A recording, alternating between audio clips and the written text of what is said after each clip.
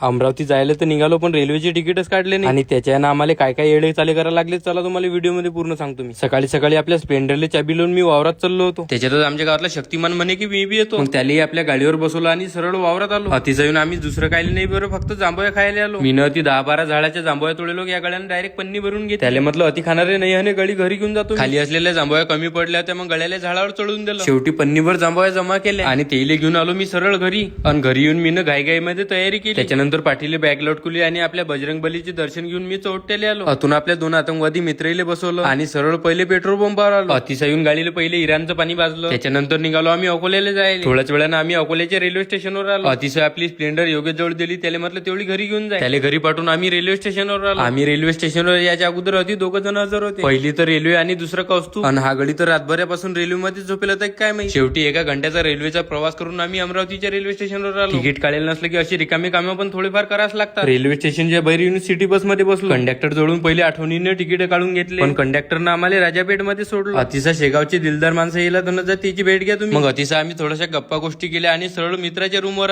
आलो. सर्व पोट्टीनं ती बॅग पॅक केले आणि सर्वजण येऊन पोहोचलो आम्ही बसही जवळ. आणि या बस मध्ये बसून चाललो आम्ही चिखलदऱ्याला कॅम्पवर. दरवर्षी अखिल भारतीय विद्यार्थी परिषदचा कॅम्प असते आणि त्याच कॅम्प मध्ये मला यावर्षी जायला भेटलं. तर या समोरच्या 4 दिवसाच्या कॅम्प मध्ये आम्ही चिखलदऱ्यामध्ये कुठं फिरलो आणि काय माहोल केला ते पुढच्या व्हिडिओ मध्ये. पटापट फॉलो करून घ्या आणि व्हिडिओला लाईक पण करून घ्या.